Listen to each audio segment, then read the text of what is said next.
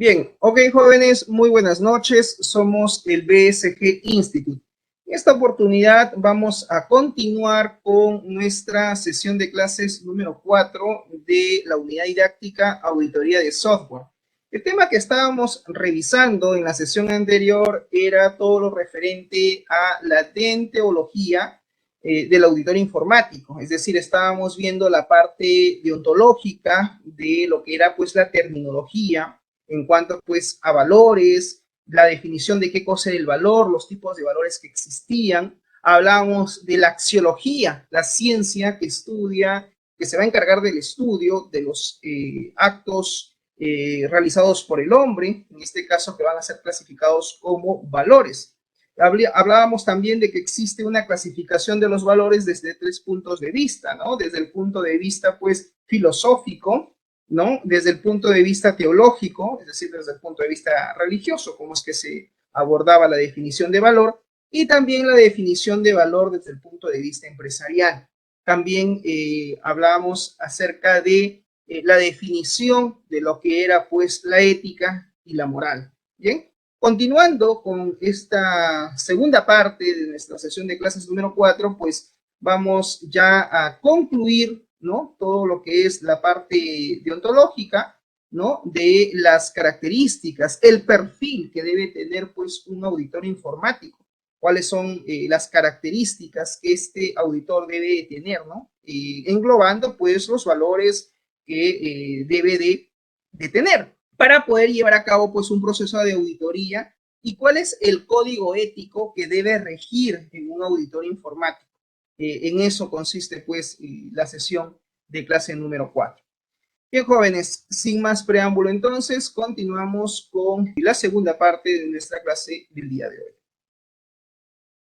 Muy bien, vamos a definir entonces qué cosa es la ética y qué cosa es la moral. Se dice que la ética es parte de la filosofía. Se trata, dice, de las obligaciones morales del hombre y analiza el problema del bien y del mal. Es una ciencia normativa que sirve de base a la filosofía práctica. Entonces, la ética tiene que ver, pues, con todo el tema filosófico sobre las acciones, las obligaciones de los actos del ser humano, del hombre, y en cierta manera, pues, la ética busca analizar estos actos que realiza el hombre como actos morales o no morales, ¿no? Si son actos correctos, actos buenos o actos malos que van en contra de la propia moral. Se dice, pues, que la ética es una ciencia normativa, ¿no? Que sirve, dice, de base para la filosofía práctica. En tanto, la moral se dice que es aquella ciencia que trata del bien y de las acciones humanas en orden a su maldad, es decir, a su malicia o a su bondad, es decir, a los actos buenos o actos malos que puede cometer el hombre. No concierne al orden jurídico, es decir, la parte moral no tiene que ver con la parte jurídica, sino al fuero interno respecto, pues, a lo que es las acciones del ser humano. A veces confundimos un poco los términos entre ética y moral porque están muy relacionados, ¿no? Pero hay una diferencia. La moral, recuerden que está basado en una serie de actos y que estos actos son valorativos. Y ahí pues entra la definición de los valores, ¿no? Recuerden que existen valores y existen también disvalores o antivalores. Entonces, dentro de la gama de valores que existen y que hemos visto en la sesión del día de ayer, hemos hablado pues de, por ejemplo, los valores morales, hemos hablado también del valor del derecho a la vida, de la justicia, del derecho a la salud, de la alimentación, etcétera. Todo este grupo de valores, como por ejemplo también pues están los valores religiosos, los valores culturales, etcétera. Toda esta gama de valores, pues, tiene que ver con la valoración que tiene desde el punto de vista, pues, filosófico, ¿no? Y que muchos de estos valores pues son adquiridos por las personas, ¿no? Y decimos que los valores son pues individuales, ¿no? Son individuales. Cada ser humano, cada persona tiene un conjunto de valores. Y en ese sentido, decíamos también que la ciencia que iba pues a estudiar estos actos que el hombre comete o que realiza, pues es la axiología, ¿no? Mientras que la moral como tal es esta ciencia que ya va a empezar pues a, digamos, a clasificar, va a empezar a evaluar pues las acciones humanas que va a realizar el individuo, la persona, y va a determinar si esas acciones son buenas o son malas en función a los valores propios que puede tener una persona, ¿no?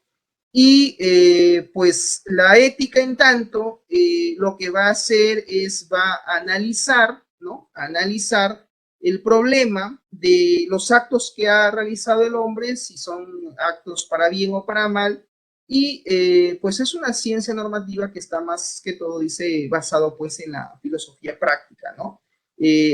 Acordémonos que en la sesión anterior también había un video donde nos explicaba pues que la ética era justamente el hecho de las acciones que el hombre iba a realizar, la persona iba a realizar, pero con conciencia y con inteligencia.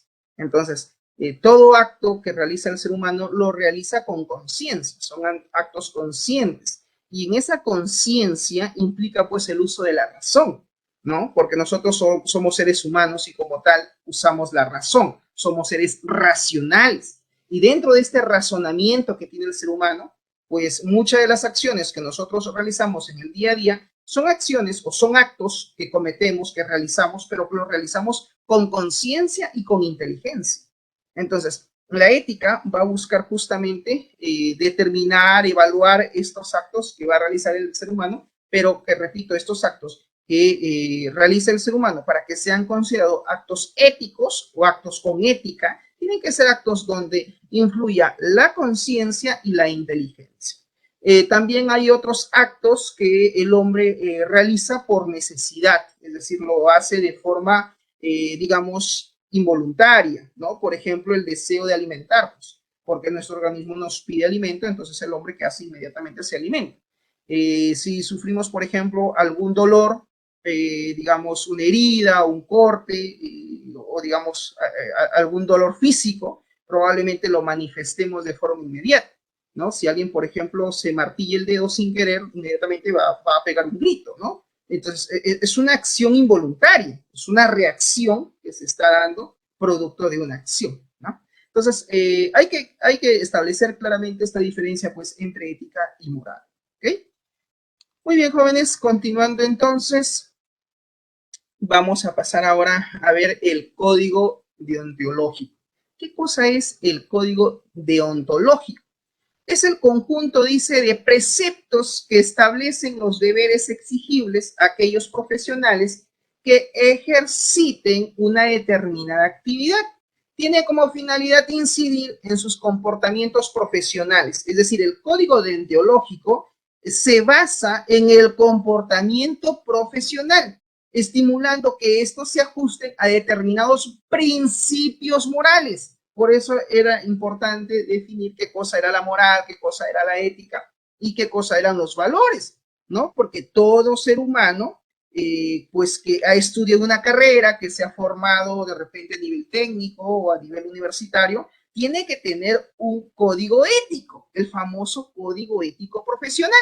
Y este código ético profesional no son otra cosa que un conjunto de principios morales que el profesional adquiere, ¿no? Para su propio desenvolvimiento dentro de su línea de acción, ya sea pues, por ejemplo, en el área de sistemas, en el área jurídica, en el área médica, de repente pues en el área, por ejemplo, legal, ¿no? Financiera, contable, etcétera. Entonces, todo profesional tiene que tener principios morales y eso es lo que va a regir efectivamente su código ético profesional. ¿Listo?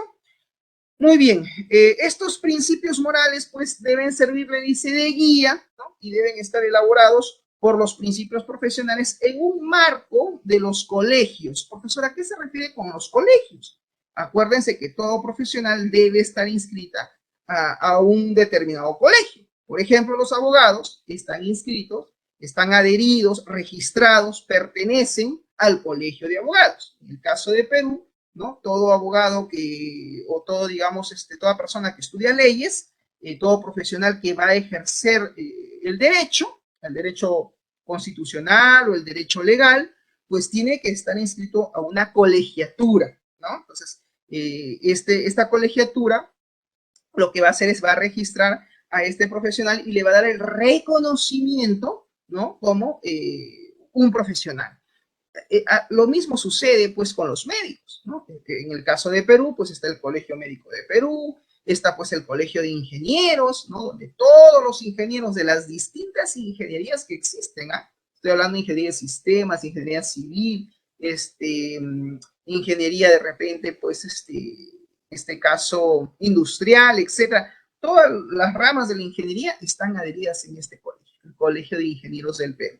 Entonces, a eso se refiere cuando dice el marco de los colegios, que no son otra cosa que las asociaciones o agrupaciones que van a representar a este grupo de profesionales. Entonces, en eso consiste el código deontológico, ¿no?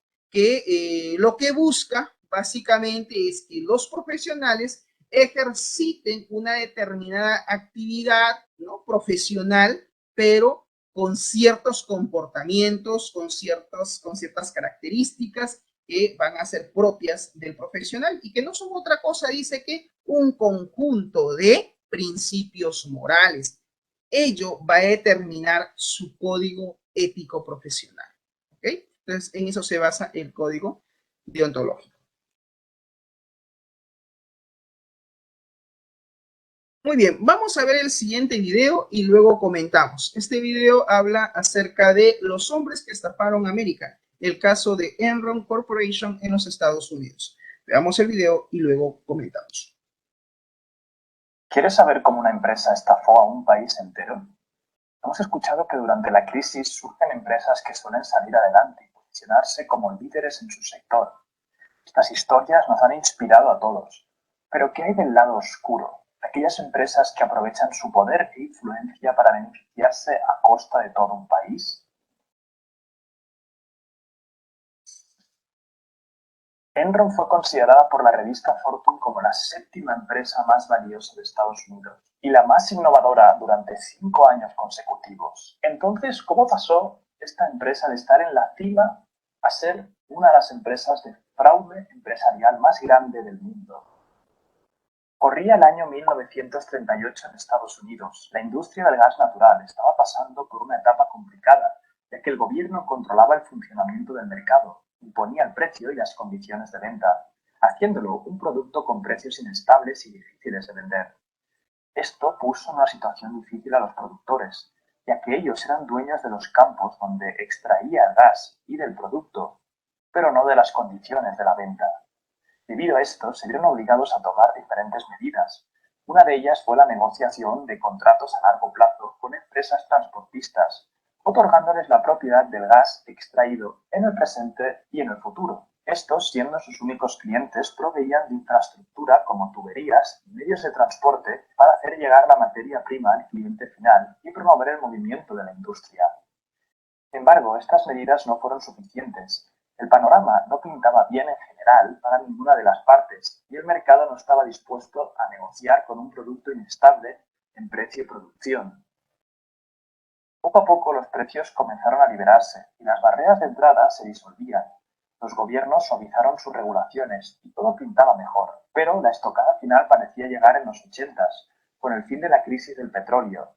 La poca demanda que había por el gas natural decayó estrepitosamente y las compañías se quedaron sin clientes. Gracias a los contratos firmados años atrás, las empresas transportistas eran obligadas a comprar una cantidad ilimitada de materia prima a los productores, añadiendo al problema el hecho de que dichos plazos no tenían una fecha que limitara su caducidad y contaban con poco margen de ganancia. Este panorama beneficiaba solamente a los productores, permitiéndoles vender a sobreprecio a las empresas con las que habían firmado y poder comprar más gas a empresas libres de estos contratos a bajos precios y así revenderlo. podrás imaginarte que esta situación era insostenible para la mayoría de las compañías de gas natural.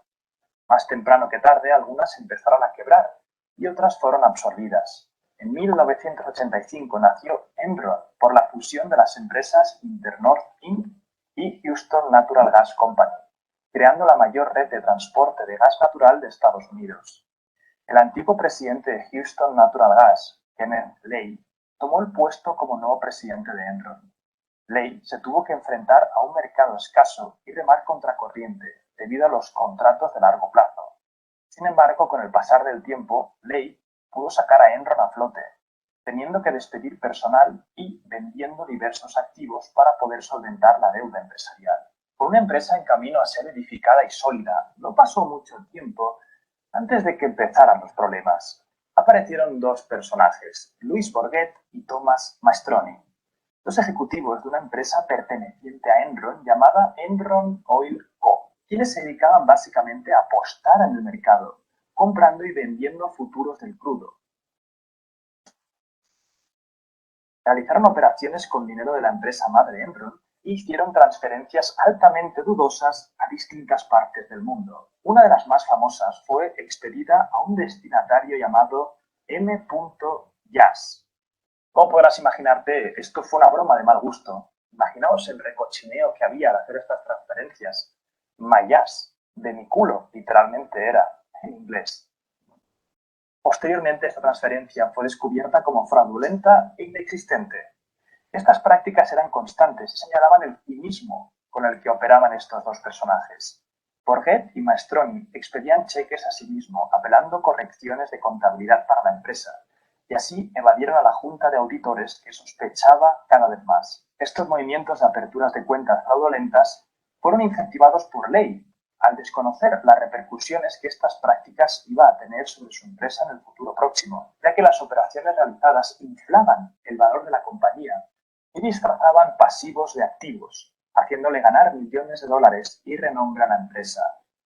Con el pasar del tiempo y gracias al equipo auditor que informó a Lay, fueron descubiertos y en 1987 Enron decidió despedirlos y demandarlos por cargos de lavado de dinero y fraude por 64 millones de dólares. Este fue un duro golpe para Enron y cerca de la bancarrota tuvieron que volver a vender algunos de sus activos, despedir personal y reestructurar su equipo auditor. Gracias a este hecho, Lay decidió contratar a la empresa consultora McKinsey, quien designó a un joven consultor llamado Jeff Skilling. Skilling era un empresario graduado de Harvard, conocido por tener un corazón frío y por prácticas cuestionables. Uno de sus libros favoritos era The Selfish Gene, Gen egoísta, escrito por Richard Dawkins. Esto nos revela un poco la personalidad del nuevo consultor. Él pensaba que la codicia y la competencia motivaban a la naturaleza humana. Llegó a crear e implementar una metodología para evaluar a los empleados de Enron, la cual constaba en calificar el desempeño de cada colaborador en una escala del 1 al 5, siendo el 1 un desempeño excelente y el 5 un desempeño pésimo.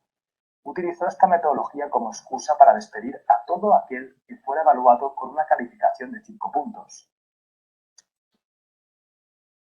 Este contexto llevó a jornadas laborales de hasta 18 horas seguidas para mantenerse dentro de los estándares competitivos de la empresa y a despidos contra cualquiera que no mostrara confianza absoluta en su palabra. La entrada de Skilling a Enron fue avalada por Lay, después de que el asesor propusiera la creación de un banco de gas que funcionaría como intermediario entre compradores y vendedores, permitiendo a los productores depositar la materia prima que producían a este banco, con la ventaja de que no tenían que conseguir clientes finales en ese momento específico y depender de los compradores para ganar dinero. Por el lado del mercado, les aseguraba a estos un flujo indefinido de gas en el momento que ellos necesitaran, eliminando la incertidumbre y con ello estabilizando el precio del gas natural. Así, Enron logró mediar y encontrar un equilibrio entre la producción y la demanda, asegurándose que ambas partes estuvieran satisfechas en todo momento y a cambio la empresa cobraba jugosas comisiones. Esta idea impresionó al presidente de la compañía y animados se pusieron manos a la obra. Originalmente se llamó Enron Gas Services y más tarde fue conocido como Enron Capital and Trade Resources. Así, añadieron otro eslabón a la cadena de producción e incursionaron en un nuevo modelo de negocio. La formación de este banco de gas fue clave para que la empresa se colocara como una de las más innovadoras de la industria energética. Con el éxito de estas decisiones, Enron entró al negocio del financiamiento para los productores de gas, en los mercados de carbón, papel, acero, agua y a predicciones del clima. Sí, has escuchado bien, Enron supo hacer negocio con predicciones del clima, gracias a su gran crédito y prestigio. Skilling fue escalando puestos, iniciando como consultor, pasando por consejero delegado y por último a director ejecutivo. El futuro de la empresa parecía prometedora, pero no todas fueron buenas decisiones. Las acciones de la empresa pasaron a valer $90.56, pero estos valores no eran reales.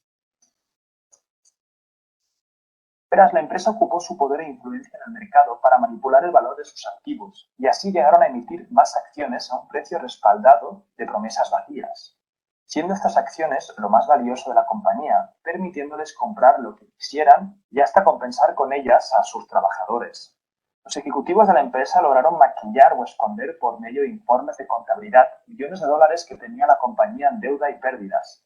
Lograron sobrevalorar sus ganancias para hacerlas atractivas en la bolsa e incluso motivaron a sus empleados a que invirtieran en sus acciones. Este tipo de prácticas comenzó a llamar la atención, preguntándose si Enron estaba especulando e inflando sus cifras, disfrazando pasivos de activos e incluso realizando prácticas de corrupción y tráfico de influencias. Los rumores se intensificaron debido a la relación tan cercana del expresidente George W. Bush, quien compartía una estrecha amistad con Kenneth Lay, presidente de Enron, quien era uno de los principales contribuyentes a sus campañas políticas. Bush, al ser cuestionado acerca de la transparencia de la empresa, decidió no interferir y permitir que siguiera operando de la misma manera. También Enron contaba con el respaldo de una de las 5 mejores firmas auditoras del mundo, Arthur Andersen, quienes avalaban estas prácticas. Si te fijas, el real problema de Enron es cuando tienes ese sesgo de autoridad, que tienes a George Bush siendo amigo del presidente y una auditora que tiene mucho prestigio auditando tus cuentas. Por eso este tipo de fraudes y estafas pasan tanto tiempo desapercibidas. Aquí en el canal también hablamos de una fraude empresarial, tiene similitudes con este caso, que es el caso de Theranos, de la fundadora Elizabeth Holmes. Te lo dejaré también en las tarjetas. Pero no nos desviemos, vamos a seguir con el caso. Pero la caída estaba por llegar y el fraude financiero se destapó de la mano de la periodista Bethany McLean, quien escribió un artículo en la revista Fortune titulado ¿Está Enron sobrevalorado?, en el cual se discutía su rápido ascenso en tan solo 5 años. Esta investigación llevó a Bethany a pasar largas horas en las instalaciones de la empresa, cuestionando a los directivos. A los pocos meses, Skilling renunció a su cargo aludiendo problemas familiares y salió de la empresa, vendiendo sus acciones por un valor de $60 millones. Pero unas semanas después, la compañía entró en crisis. En octubre del 2001, Enron declaró pérdidas de 638 millones de euros, causando que dependencias regulatorias como la Securities and Exchange Commission comenzaran a investigar estos hechos, marcando el principio del fin del gigante energético. En cuestión de meses, el valor de las acciones llegaron a menos de 26 centavos y como consecuencia dejaron de cotizar en la bolsa por no cumplir con el mínimo de $1 por acción. Para enero del 2002, Enron se declaró en bancarrota, produciendo la quiebra más grande de la historia empresarial de Estados Unidos. Esto, a su vez, provocó la investigación y, posteriormente, disolución de la firma auditora Arthur Andersen, quien fue encontrada culpable de triturar y hacer desaparecer una tonelada de papeles que evidenciaban el fraude. La firma perdió su reputación y colapsó por completo. Después del colapso de la compañía, el vicepresidente de Enron, Baxter Cott, se suicidó a los 43 años dentro de su vehículo, cerca de su domicilio. Andy Foster, director financiero, fue declarado culpable por conspiración y fraude, pero pudo llegar a un acuerdo con la corte con la condición de testificar en contra de otros ejecutivos. Solamente cumplió 6 años de prisión y pagó $23 millones. El presidente de Enron, Lay, fue culpable de 10 cargos de fraude y condenado a 45 años en prisión, pero murió de un ataque al corazón un mes antes de su sentencia, en julio de 2006. En 2014, Skilling, el ex director ejecutivo, fue acusado a pesar de negar haber tenido conocimiento de lo sucedido, y fue declarado culpable 2 años después por 19 cargos de fraude electrónico. Fue sentenciado a 24 años de prisión y a pagar 180 millones de dólares de fianza, pero solamente cumplió 12 años y fue liberado en 2019. 2 meses después de su liberación, Skilling regresó al sector de la energía, introducido como administrador de una nueva compañía que fundó años atrás de la mano de otro colaborador llamado Laupi. A pesar de su reputación, y de acuerdo al Wall Street Journal, Skilling ha mantenido reuniones con personas que formaban parte de la junta de Enron. La dependencia reguladora de Estados Unidos lo ha expulsado de todo cargo público en cualquier compañía. Sin embargo, aún puede ejercer cargos dentro de empresas privadas. El caso de Enron nos muestra que las empresas de esta magnitud no son solamente de las empresas que las fundan, cargan consigo la confianza y responsabilidad de toda una nación. Probablemente la compañía pudo haber llegado muy lejos. Sin embargo, la codicia de algunos de sus líderes lograron corromperla y destruirla desde el interior, llevándola a la quiebra.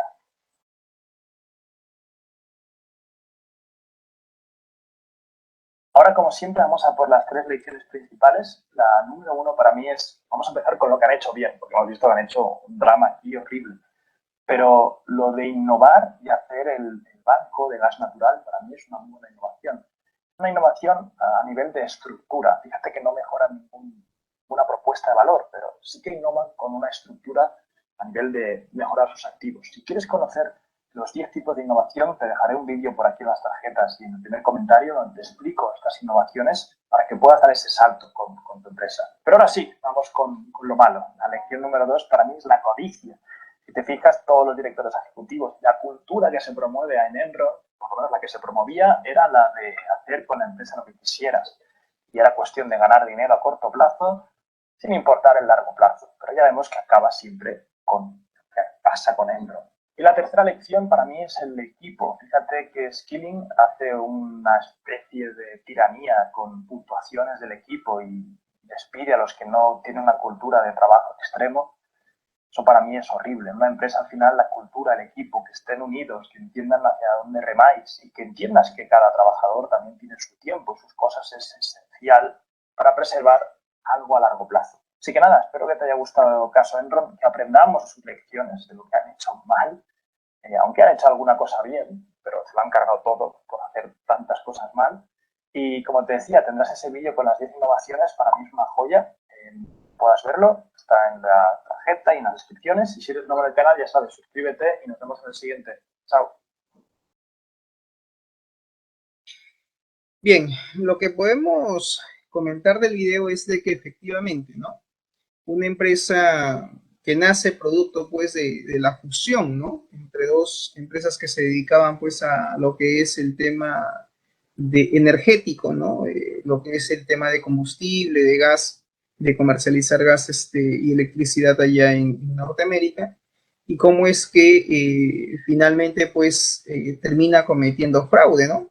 Y nos hablaba, pues, ahí en el video que un primer grupo de auditores, ¿no? Que empieza a revisar, pues, la contabilidad, los ingresos, ¿no? Y egresos de la empresa, se dan cuenta de que efectivamente los números no cuadraban, ¿no? Y a raíz de eso, la empresa, pues, decide no solo despedir, sino también demandar a esos auditores, ¿no? Que ya empezaban, pues, a revisar números y al parecer muchos de los estados contables y financieros de esa empresa pues estaban maquillados, ¿no? Inflados, ¿no? Y ellos también empiezan pues dice a cotizar en la bolsa de valores, ¿no? Y en algún momento pues el fraude, todo lo que estaban cometiendo pues sale a la luz y eso consigo pues le trajo problemas a nivel económico y también legal, ¿no? Porque prácticamente quienes gestionaban y dirigían la empresa pues tuvieron que enfrentarse a la justicia americana. Así como en el Perú existe lo que se llama la SUNAT, la Superintendencia Nacional Tributaria, que es la que ve el tema de los impuestos, pues en Estados Unidos también tienen su propia SUNAT, por así decirlo. Y son los encargados pues de revisar el tema financiero, contable y de tributos de las empresas, ¿no? Entonces, la conclusión que podemos sacar es que cuando las personas que, digamos, conducen, dirigen una empresa, actúan, digamos, con principios morales no adecuados, ese es el término que voy a utilizar, pues puede terminar finalmente cometiendo no solamente fraude, sino cometiendo delitos, ¿no? Y eso pues a la larga trae no solamente daño a la empresa, sino también al individuo mismo, ¿no? A la misma persona, porque obviamente se tiene que enfrentar a la justicia. Muy bien, veamos ahora los siguientes puntos que vamos a ver, que tienen que ver pues con la explicación de algunos términos que es importante y que forman parte de esta deontología del auditor informático, ¿no? A ver, primer punto, beneficio del auditado. ¿Qué es el beneficio del auditado o a qué hace referencia? El auditor dice, deberá ver cómo se puede conseguir máxima eficacia y rentabilidad de los medios informáticos de la empresa auditada, es decir, del cliente. Está obligado a prestar recomendaciones respecto a la actividad orientada pues a lograr el máximo provecho de su cliente. El beneficio del auditado, ¿no? Por parte, en este caso, el auditado viene a ser la empresa y como beneficio es que esta empresa debe pues obtener, digamos, recomendaciones que permitan pues efectivamente orientar, ¿no? La actividad de la organización, de la empresa. ¿Para qué? Para lograr pues el máximo provecho de ella como tal. ¿Quién es el que brinda estas recomendaciones? Pues el auditor, definitivamente, ¿no? El auditor no debe de anteponer intereses personales, ¿no? Sus intereses personales aquí debe quedar de lado, ¿no? Porque si, digamos, pone por encima sus propios intereses personales el auditor, entonces está teniendo una actitud no ética, así como también debe de ser independiente. Este auditor debe tener cierta independencia, ya sea pues con marcas, con empresas o productos, ¿no? Porque si no, estaría pues actuando no de forma imparcial, sino de forma parcializada. ¿Ya? Esa es la conducta que debe tener pues el auditor como tal, ¿no? No debe, dice, de anteponer sus intereses personales. Porque a veces cuando el auditor pues, digamos, está confabulado, tiene algún negocio con alguna marca, con algún producto en particular, cuando haga la auditoría y las recomendaciones, pues va a terminar de repente recomendando ciertas marcas o ciertos productos que la empresa tiene que adquirir para mejorar sus procesos. Entonces ahí ya hay un problema de actitud no ética. ¿Por qué? Porque está anteponiendo sus intereses personales para beneficiar a esas otras empresas o esos otros productos o marcas que él está recomendando al finalizar pues su auditoría, ¿no? Entonces, eso es un poco la orientación de la característica pues que debe de tener el perfil que debe tener el auditor. Hablemos de calidad. El auditor presta sus servicios según las posibilidades de la ciencia y los medios a su alcance, en condiciones técnicas adecuadas, con precariedad de medios, ¿no? Negarse a realizar la auditoría, o sea, debe en este caso el auditor negarse a realizar un proceso de auditoría hasta que se le garantice un mínimo de condiciones técnicas que no comprometan, dice, la calidad de sus servicios. ¿A qué se refiere esto, profesor?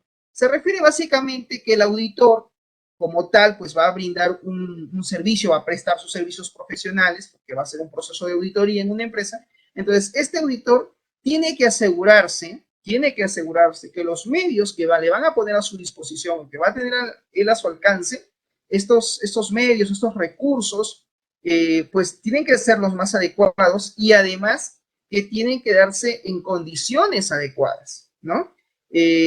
Porque si actúa, digamos, o ejerce el proceso de auditoría cuando no hay una garantía mínima de las condiciones quizás técnicas para que él pueda ejercer su trabajo, entonces esto sí podría comprometer la calidad de su servicio profesional de auditoría que él va a brindar. ¿Puede en este caso pedir informe de otro técnico? El auditor sí puede efectivamente pedir un informe de otro técnico quizás más cualificado, es decir, que tenga, digamos, cualidades, ¿no? Quizás en algún aspecto puntual, ¿no? Técnico, quizás, para poder, pues, reforzar la calidad y la fiabilidad global del proceso de auditoría. Sí, sí es válido. Profesor, ¿qué significa? Que si yo como especialista tengo que auditar, por decir, una red informática y de repente Carlos o de repente Diana no recuerdan o de repente no tienen los conocimientos o las competencias, digamos, más a detalle, ¿no? Sobre la parte de repente de redes. Entonces, la pregunta es, ¿podemos nosotros, profesor, como auditores, solicitar a un técnico especialista cualificado en justamente en el tema de redes que nos ayude, digamos, a llevar a cabo el proceso de auditoría o a reforzar justamente los indicadores que queremos medir o evaluar en esa red informática para asegurarnos que el proceso de auditoría que vamos a realizar sea de calidad? La respuesta es sí, sí es válido. Se puede recurrir a otro especialista, a otro técnico especialista, quizás un poco más calificado en el tema técnico, que nos ayude pues a poder llevar a cabo un control mucho más detallado sobre lo que vamos a medir, sobre lo que vamos a evaluar, sobre lo que vamos a someter a revisión en este proceso de auditoría. ¿Okay? Muy bien, hablemos de la capacidad. El auditor debe estar plenamente capacitado para realizar la auditoría, definitivamente, ¿no? Definitivamente, esta es una característica que debe tener el auditor, ¿no? El auditor debe estar plenamente capacitado para poder realizar la auditoría que se le ha encomendado y puede incluso incidir en la toma de decisiones del cliente, porque las recomendaciones que dé finalmente el auditor va a incidir en las decisiones pues, que tome el cliente, que no es otra cosa pues que el gerente probablemente de la empresa a la cual vamos en este caso a auditar, ¿no? Y en ese sentido, pues el auditor tiene que tener los conocimientos sólidos, ¿no? Todo lo referente, pues, a, por ejemplo, las TI, las tecnologías de la información, si es que va a llevar a cabo un proceso de auditoría sobre las TI o sobre los sistemas de información. Siguiente característica, cautela. El auditor es consciente que sus recomendaciones deben basarse en la experiencia. Eso es algo importante. El auditor tiene que tener conciencia de lo que él va a recomendar, lo que él va a expresar en su informe de auditoría, de las recomendaciones que él va a emitir. Estas recomendaciones tienen que ser recomendaciones basadas en su propia experiencia que él haya contrastado, experiencia que se supone el auditor posee, evitando pues que el auditado es la empresa en donde se va a llevar a cabo la auditoría, se embarque quizás en algún proyecto de repente donde se va a llevar a cabo una serie de cambios, pero que esos cambios no están, digamos, no se van a dar sobre algo sólido, sino sobre intuiciones o sobre meras especulaciones. Todo, lo referente, pues, ¿no? Sobre la posible evolución, por ejemplo, de las tecnologías de la información. Entonces, hay que ser muy cuidadoso. El auditor tiene que tener esta característica de ser cuidadoso, cauteloso en las recomendaciones que él va a dar a la empresa, ¿no? Que él va a dar a la empresa auditada, ¿no? Y muchas de sus recomendaciones tienen que ser recomendaciones basadas en su propia experiencia que él haya contrastado, ¿no? Dentro de su acción profesional para que la empresa pues haga los cambios, ¿no? Las correcciones, las mejoras, ¿no? Pero en este caso en función a recomendaciones sólidas y no en especulaciones o intuiciones. La siguiente característica tiene que ver con el comportamiento profesional. El auditor debe actuar conforme a las normas de dignidad de la profesión y de corrección en el trato personal. Y debe, dice, evitar caer en exageraciones o atemorizaciones que quizás sean innecesarias, transmitiendo una imagen de precisión y exactitud en sus comentarios. Cuando precise el asesoramiento de otros expertos, deberá acudir a ellos. Claro, en algún momento de repente el auditor necesita de una tercera opinión y va a tener que requerir claro está, en alguna quizás asesoría sobre algún tema en particular en ese proceso de auditoría que va a realizar. Y por lo tanto, el auditor tiene que guardar respeto por la política empresarial de la empresa auditada. Es decir, el auditor tiene que tener pues un comportamiento profesional acorde, ¿no? Sin caer, dice, pues en las especulaciones, exageraciones, ¿no? Que quizás van a ser innecesarias y al contrario, lo que debe hacer el auditor es transmitir una imagen de precisión, de exactitud sobre sus comentarios. Es decir, los comentarios tienen que ser exactos, tienen que ser precisos sobre lo que él está recomendando. Entonces, de esa manera estaría pues actuando conforme a las normas de dignidad de la profesión, ¿no? Por eso se dice comportamiento profesional, ¿no? El auditor tiene que ser preciso, conciso, exacto, pero tampoco exagerar, ¿no? Tampoco atemorizar, crear de repente un ambiente de exageración o de repente atemorizar pues a la empresa sobre algún tema en particular que le está revisando. Y también dice, tiene que guardar respeto sobre el juicio que está emitiendo otros expertos, del cual de repente también está formando parte de la asesoría en el proceso de auditoría, ¿no? Siempre dice respetando pues la política de la empresa a la cual se está auditando. Concentración en el trabajo. El auditor dice debe evitar que un exceso de trabajo supere sus posibilidades de concentración y precisión en las tareas a realizar. No debe asumir aquellos trabajos que no tenga tiempo de realizar con las debidas garantías de calidad.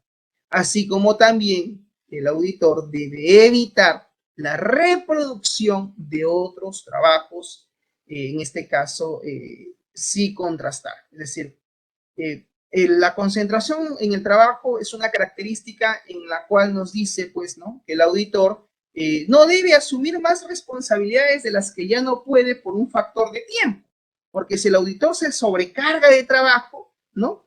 Toma quizás una serie de trabajos en el mismo tiempo que está auditando a una determinada empresa, pues quizás vaya a poder cumplir con ambas, pero eso puede poner en riesgo la garantía de la calidad de su trabajo. Entonces, por eso dice aquí que el auditor debe evitar caer en un exceso de trabajo que pueda, digamos, superar sus propias posibilidades de concentración y precisión sobre las tareas de auditoría que él va a realizar, ¿no? Siguiente característica, confianza. Consiste en facilitar e incrementar la confianza del auditado en base a una actuación transparente en su actividad profesional. Debe aceptar las indicaciones del auditado como válidas. Es decir, en este caso, la empresa tiene que, en cierta manera, aceptar las indicaciones, las recomendaciones, en este caso, que se le están dando, ¿no? Quizás, excepto pues que exista alguna contradicción en alguna recomendación, ¿no? En este caso, el auditor tiene también que fomentar y tener la predisposición del diálogo, ¿no? Para poder justamente aclarar dudas sobre algún aspecto que esté generando algún conflicto o algún problema y que puede, en este caso, surgir.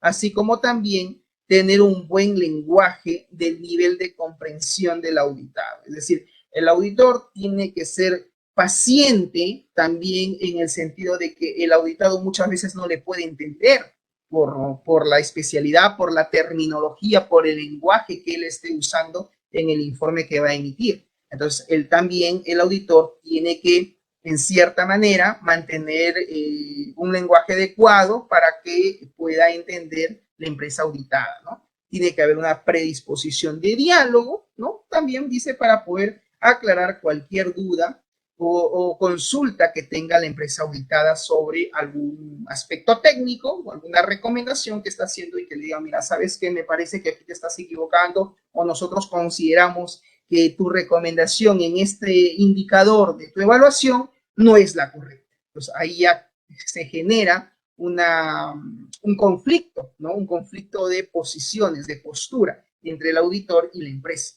Entonces ahí tiene que tener mucho tino el auditor para poder resolver o aclarar estas dudas que se puedan dar dentro del proceso de auditoría.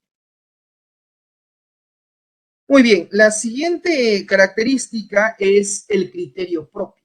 El criterio propio consiste en no subordinar su criterio al de otros profesionales. ¿A qué se refiere, profesor, con esto? Cada profesional tiene un punto de vista, tiene un Weltanschauung, tiene en este caso un criterio propio. Entonces, el auditor no puede subordinar, no puede someter su criterio al de otros profesionales. De repente, el proceso de auditoría que van a llevar a cabo no lo va a hacer un auditor, sino lo van a hacer 2 o 3 auditores. Y cada uno de ellos pues va a tener un criterio propio. Entonces, el auditor como tal que va a realizar la auditoría de algún proceso dentro de la empresa, pues tiene que tener y mantener su propio criterio, respetando también el criterio de los otros profesionales, reflejando así las divergencias de criterio con dichos profesionales y sobre todo respetar las críticas de terceros, porque sí, pueden haber críticas. Entonces, hay que también tener lo que decíamos en la clase anterior, ¿no? Por ejemplo, era un valor, ¿no? Que hablaba del tema de la salud, ¿no? La salud emocional, los aspectos no solamente corporales, sino también emocional, psíquico, ¿no? La capacidad de poder escuchar y la capacidad, sobre todo, de poder escuchar las críticas, ¿no? Las distintas posturas. Entonces, el auditor tiene que tener y mantener, sobre todo, ese criterio propio. Siguiente característica, discreción. Discreción. La discreción consiste en la no divulgación de los datos, en la no divulgación de la información, especialmente cuando dichos datos pudieran afectar a la intimidad o profesionalidad de las personas concernidas por los mismos o a intereses empresariales. ¿A qué se refiere este punto? Pues el auditor es el que va a evaluar determinado proceso, determinado sistema de información, puede auditar digamos, determinada red informática, puede auditar determinado software, sistema, etc. Y todo, digamos, todo lo que él encuentre en este proceso de auditoría, todos los resultados que él va a obtener tras este proceso de auditoría, él tiene que guardar silencio. Él tiene que guardar discreción. No puede divulgar los resultados de los datos, la información que él está manejando y que puede comprometer, por ejemplo, a la empresa misma. Puede comprometer la imagen de la empresa, ¿no? Y más aún si es que él, pues, divulga esta información a terceros o cae estos resultados de auditoría, cae, por ejemplo, en la competencia, le haría un daño directo a la empresa auditada. Entonces, a eso se refiere esta característica que nos habla de la discreción. Siguiente característica, economía. Consiste, dice, en evitar gastos innecesarios en el ejercicio de su actividad. Aquí se busca evitar dilaciones innecesarias, tener en cuenta medios materiales y humanos, eludiendo utilizar aquellos que no se precisen, delimitar en la forma más concreta el alcance y los límites de la auditoría y rechazar ampliaciones de trabajo en marcha. ¿A qué se refiere? Cuando se lleva a cabo un proceso de auditoría, pues esa auditoría implica un costo para la empresa, implica un presupuesto, porque no lo van a hacer gratis el proceso de auditoría. Entonces, el auditor tiene que definir cuál va a ser el alcance, cuál va a ser los límites de la auditoría. Hay que auditar los sistemas de información de la empresa. Ok, ¿cuántos sistemas de información son? O qué tipo de tecnologías de la información son los que vamos a auditar. Vamos a auditar no solamente sus sistemas de información, vamos a auditar su data center, vamos a auditar su red informática, etc. Entonces, se va a tener que definir el alcance y los límites del proceso de auditoría. Y dice aquí que el auditor tiene que rechazar la ampliación del trabajo que ya está de repente ejecutándose.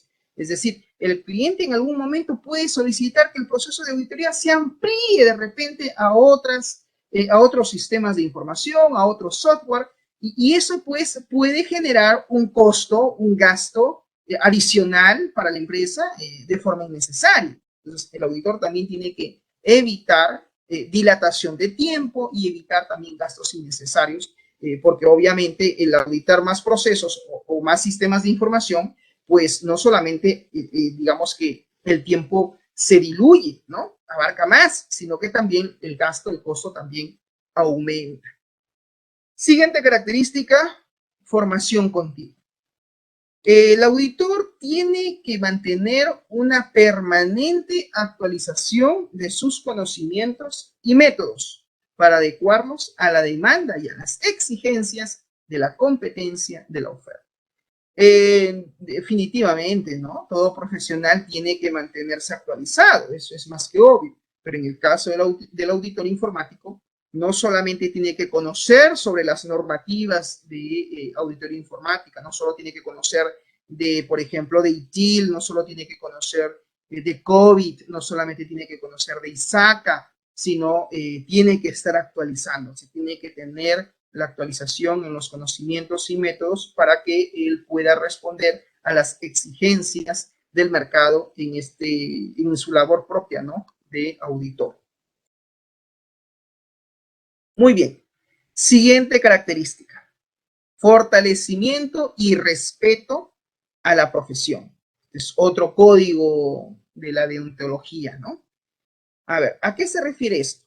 Dice, los auditores cuidarán del reconocimiento del valor de su trabajo y de la correcta valoración de la importancia de los resultados obtenidos con el mismo.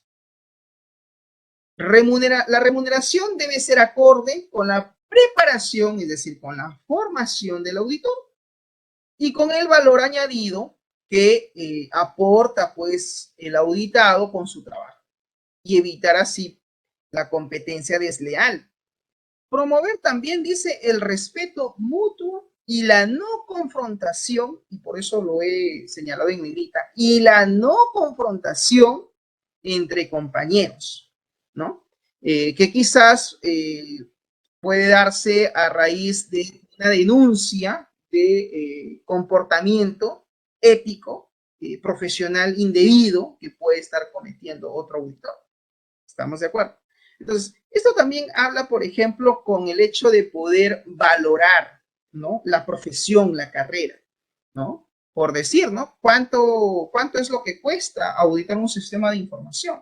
Tiene un precio en el mercado.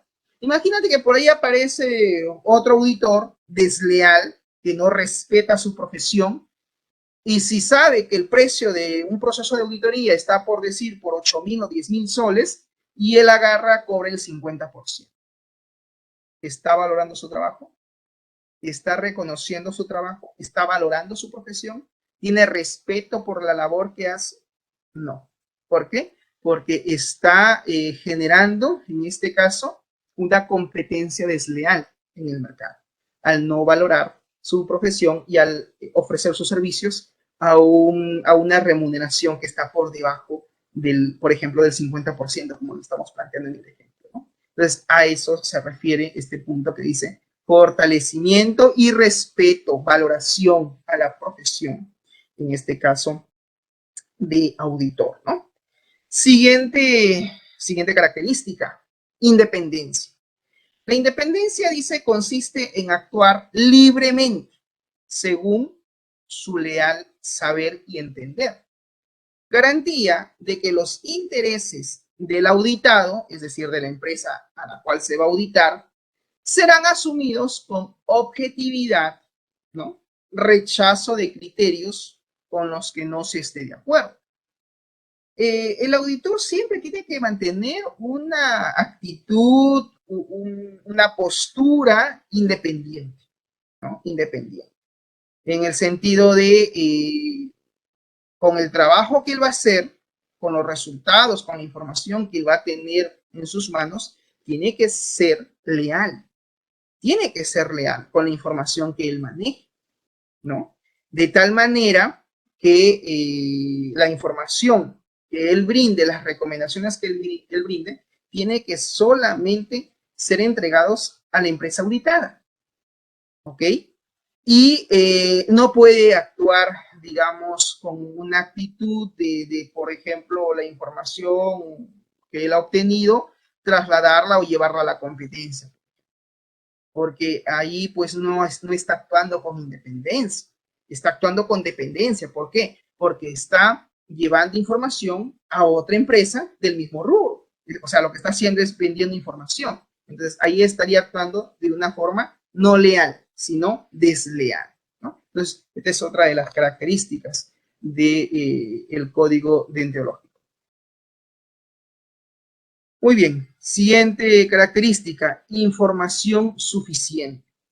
La obligación del auditor es de aportar en forma detallada, en forma clara, en forma precisa e inteligible para el auditado, es decir, para la empresa en donde va a llevar a cabo la auditoría, sobre básicamente la información, ¿no?, que él maneje, todo lo referente a aspectos de la auditoría que él va a realizar, con interés únicamente para el auditado y sobre las conclusiones.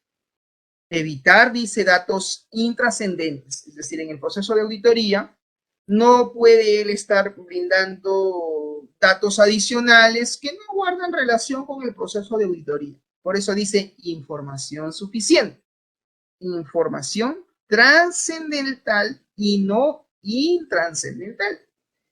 En ese sentido, tiene que haber pues compromiso con las conclusiones, indicando también los efectos observados, ¿no? Líneas de actuación recomendadas y también dudas que se pueden plantear. Siguiente característica, integridad moral. La obligación del auditor es de ser un profesional honesto, leal y diligente en el desempeño de su misión. Debe el auditor ajustarse a las normas también de la justicia y evitar participar en actos de corrupción, ya sea actos de corrupción personal o de terceras personas, en donde pues no debe utilizar los conocimientos adquiridos durante la auditoría, es decir, toda la información que él ahora maneja, en contra del propio auditado. No lo puede hacer, porque si el auditor, toda la información que él ha obtenido, ¿no?, todos los conocimientos que él está adquiriendo dentro de este proceso de auditoría, ¿no?, va y le da la competencia, ¿no? O sea, no le entrega al auditado, pero también le da la competencia, le da a terceras personas. ¿Qué sucede ahí? Está actuando, ¿no? Está actuando con una integridad moral. No, no está actuando con integridad moral. Está actuando de forma deshonesta, de forma desleal. Y eso es lo que no se busca, ¿no? El auditor siempre tiene que ser una persona honesta, leal y diligente en el desempeño de sus acciones.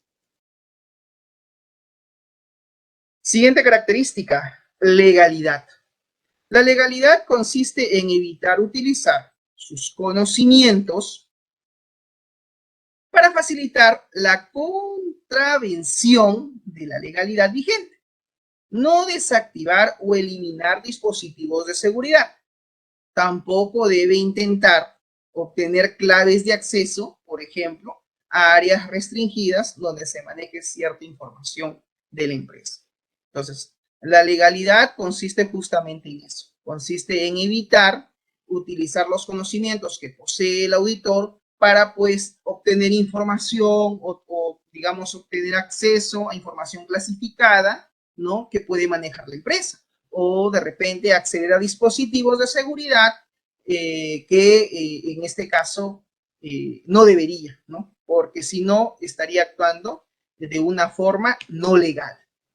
Siguiente característica, libre competencia.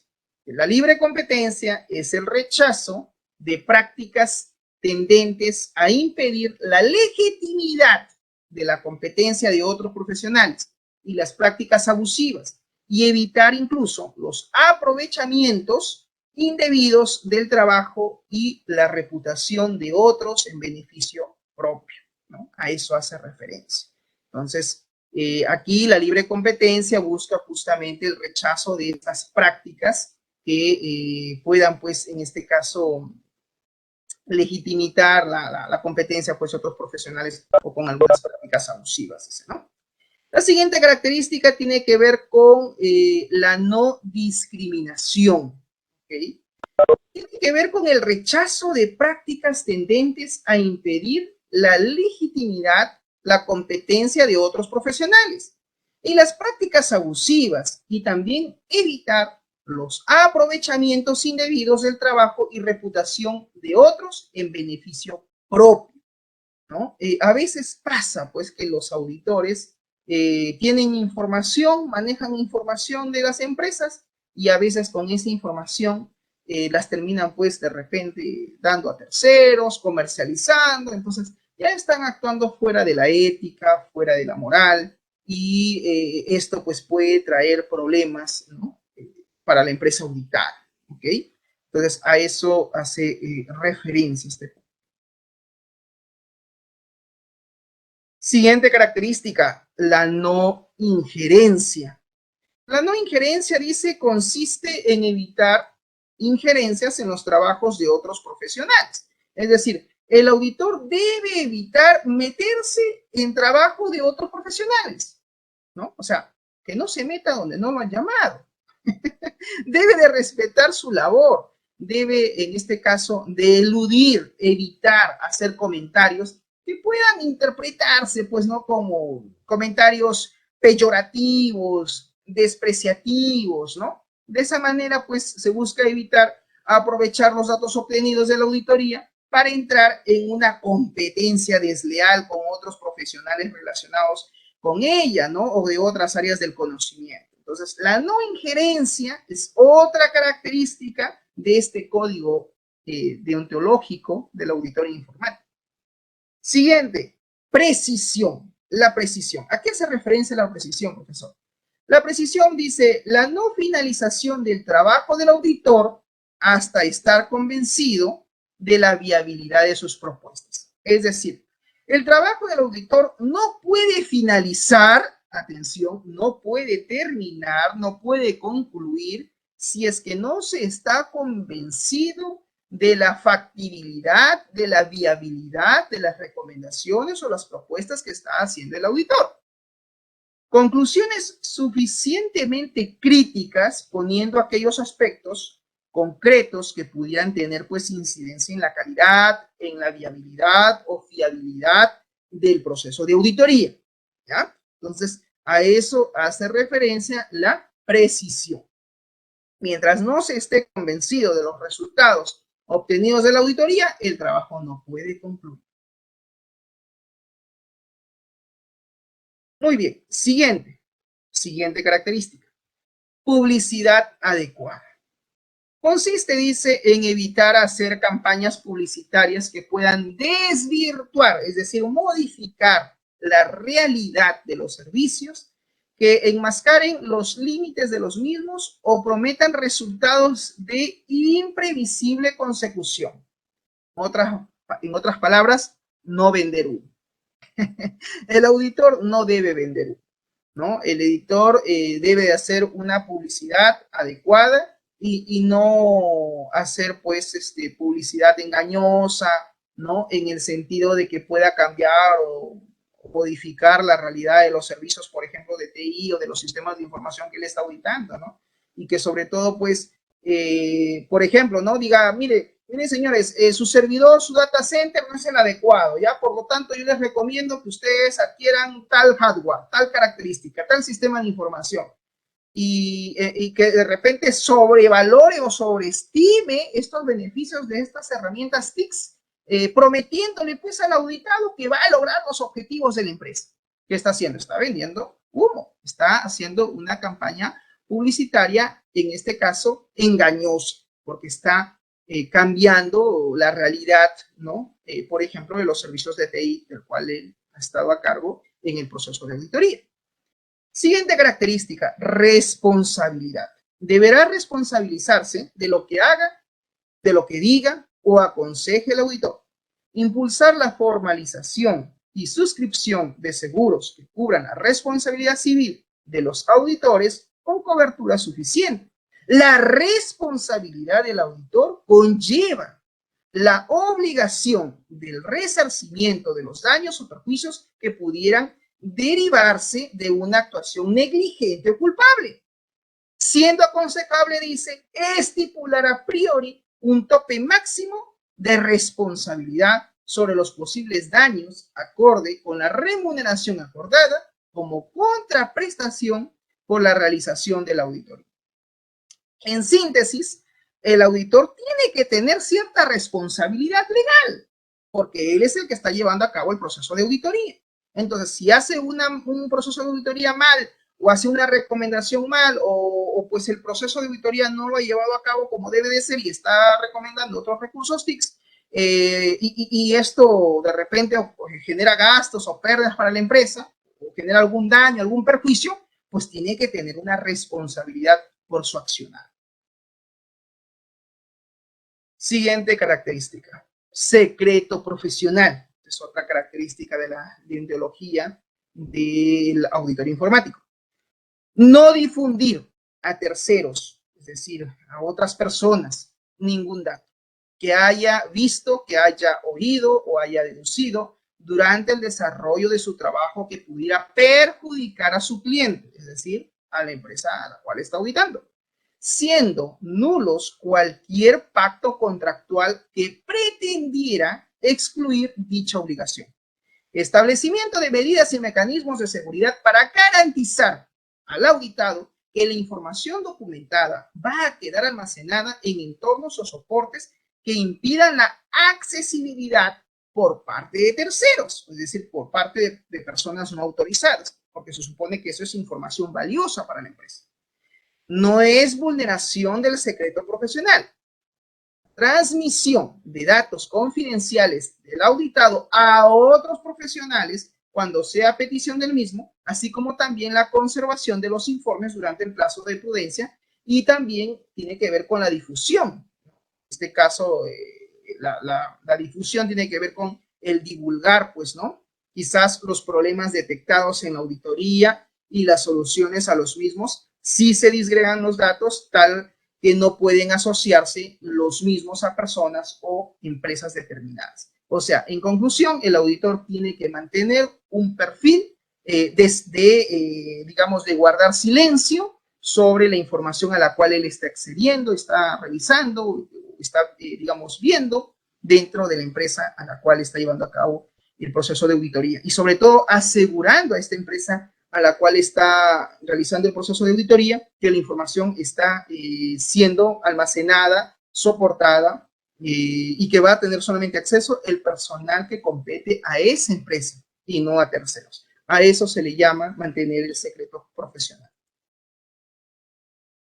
Muy bien, siguiente característica, servicio público. Hacer lo que esté en sus manos para evitar daños sociales, como por ejemplo, lo que es muy común, ¿no? Los malware, los virus informáticos, que pueden propagarse a otros sistemas informáticos diferentes del auditado. El auditor deberá advertir, en este caso, deberá advertir de la existencia de dichos malware, de dichos virus, para que se tomen las medidas oportunas, pero sin descubrir la procedencia de su información. Y la otra característica, pues, tiene que ver con la veracidad. Aquí nos debemos de asegurar, ¿no? La veracidad, es decir, de las manifestaciones, ¿no? Del auditado, con los límites impuestos por los deberes de respeto, corrección y secreto profesional. ¿No? Siempre la información que se brinde a la empresa tiene que ser veraz, tiene que ser auténtica, tiene que ser real, y en ese sentido, pues, estaría actuando dentro de lo correcto, dentro del respeto y sobre todo manteniendo el secreto profesional también. Muy bien, los auditores certificados, en este caso, deberán de tener las siguientes características, ¿no? Hemos hablado de que los auditores tienen que estar certificados. Estos auditores certificados básicamente son los que van a certificar los sistemas de información. ¿Qué características debe de poseer? Pues deben de apoyar el establecimiento y cumplimiento de normas, ¿no? De procedimientos y controles de auditoría sobre los sistemas de información, Y también, pues, deben de cumplir con las normas de auditoría de los sistemas de información. Recordemos que hay varias normativas, ISACA, COVID, ITIL, etc. También deben de actuar en interés de sus empleadores. En este caso, el auditor debe de actuar en el interés de los accionistas o los clientes que él tiene y en el público en general de forma, pues, diligente, leal, honesto y no contribuir a sabiendas en actividades ilícitas o incorrectas, ¿no? Porque eso iría en contra de su ética profesional. También debe de mantener la confidencialidad de la información obtenida durante sus deberes. La información no deberá ser utilizada en beneficio propio o divulgada a terceros no legitimados. Es decir, la información que él maneje tiene que él tener, pues, cierto recelo con la información que él accede. ¿Ok? También debe cumplir con sus deberes en forma independiente y objetiva y evitar toda actividad que comprometa o parezca comprometer su independencia. Siguiente característica, debe mantener su capacidad en los campos relacionados con la auditoría y también con los sistemas de información mediante la participación en actividades de capacitación profesional, ¿no? La capacitación profesional, pues, es algo, jóvenes, que se tiene que dar también en un auditor informático, ¿no? Tiene que estar también capacitado, es una característica que también debe de tener. Muy bien. Dentro de estas características también que debe tener todo auditor certificado en los sistemas de información, es que debe de cumplir, dice, con sus deberes en forma independiente y objetiva y evitar toda actividad que comprometa o parezca comprometer su independencia. Mantener también su capacidad en los campos relacionados con la auditoría y los sistemas de información mediante la participación en actividades de capacitación profesional. Eso es importante. Ejercer sumo cuidado al obtener y documentar material suficiente sobre el cual va a basar sus conclusiones y recomendaciones. Esto es fundamental, ¿eh? O sea, el auditor tiene que tener mucho cuidado con, al momento de emitir su informe sobre las conclusiones o recomendaciones que él va a tener que, digamos, documentar y que entregar al cliente, en este caso la empresa auditada, ¿no? Por eso dice ahí, ejercer sumo cuidado al obtener y documentar material suficiente sobre el cual, pues, va a basar sus conclusiones y recomendaciones. Siguiente característica, informar a las partes involucradas del resultado de las tareas de auditoría que se hayan realizado. Es importante que él siempre informe. Siguiente característica, apoyar la entrega de conocimientos a la dirección, a los clientes y al público en general para mejorar su comprensión de la auditoría y de los sistemas de información. Así como también mantener altos estándares de conducta y carácter tanto en las actividades profesionales como también en las privadas. Todas estas características, pues, forman parte, ¿no?, de lo que es, pues, el perfil del código ético profesional que debe tener un auditor informático. Tenemos también otras características, como por ejemplo la conducta profesional, ¿no? La conducta profesional, pues, tiene que ver con la dignidad, con la reputación y la alta evaluación social de su profesión. También está la integridad profesional. Ningún miembro intentará en forma desleal realizar actos en detrimento de la reputación, interés o perspectivas de otros miembros y actuará en todo momento, dice, en forma íntegra, ¿no? Con la asociación, con sus miembros, es decir, con sus partners y los miembros de otras profesiones con los que pudiera quizás relacionarse propio de su ejercicio profesional.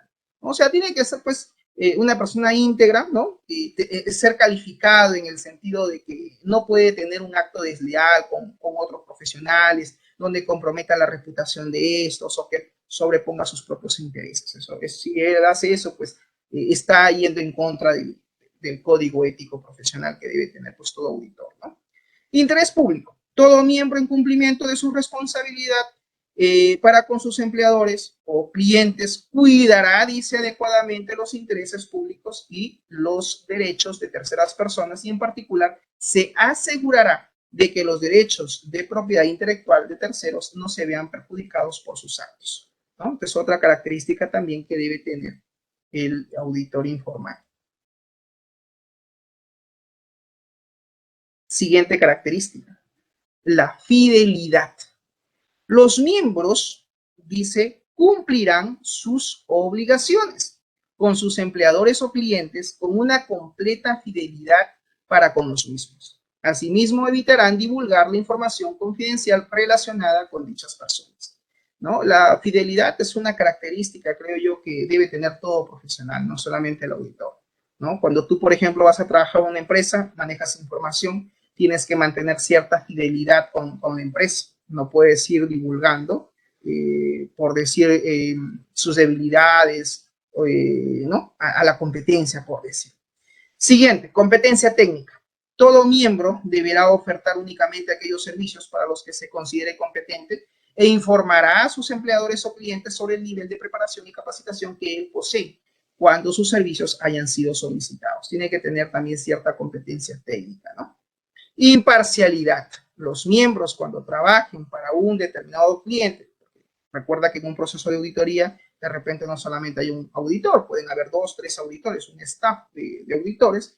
Entonces, ellos tienen que trabajar, cuando trabajan para un determinado cliente, pues deben también de informar fehacientemente y sobre todo por escrito, nada de forma oral, sino a través de un documento, sobre aquellos intereses que tengan y que puedan de repente perjudicar o incidir en la imparcialidad que deben ellos de tener como profesionales, ¿no? Siempre el auditor tiene que ser imparcial.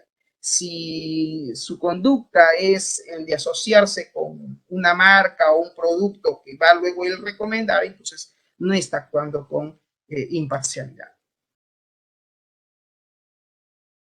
Bien, jóvenes, finalmente tenemos el código de ética profesional del auditor informático. Ya. Este código de ética dice debe ser el siguiente, ¿no? Soportar, dice, la implementación de y fomentar el cumplimiento de normas, procedimientos y controles apropiados para los sistemas de información.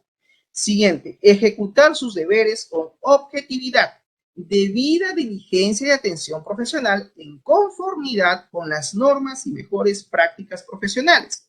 Siguiente, servir en el interés de los accionistas en una forma legal y honesta y al mismo tiempo mantener altos estándares de conducta y de carácter y de no dedicarse a actos que puedan deshonrar su profesión.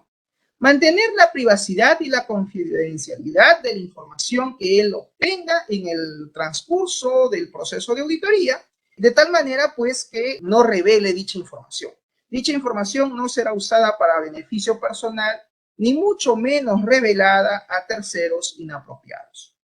Siguiente característica, mantener competencia en sus campos respectivos y acordar emprender únicamente las actividades que ellos puedan razonablemente esperar realizar con competencia profesional. Siguiente, informar a las personas apropiadas sobre los resultados del trabajo realizado. Es importante que siempre comunique, que siempre informe, ¿no?, sobre lo que se está realizando, revelando en este caso todos aquellos hechos que sean significativos de los cuales pues, se tenga pleno conocimiento.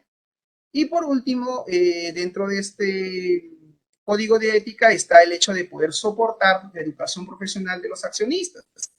No sé si hay pregunta o consulta por parte de ustedes. ¿Cuestiones? Bien, ok, jóvenes. Si no hay preguntas, ya, perfecto, Pascual, gracias.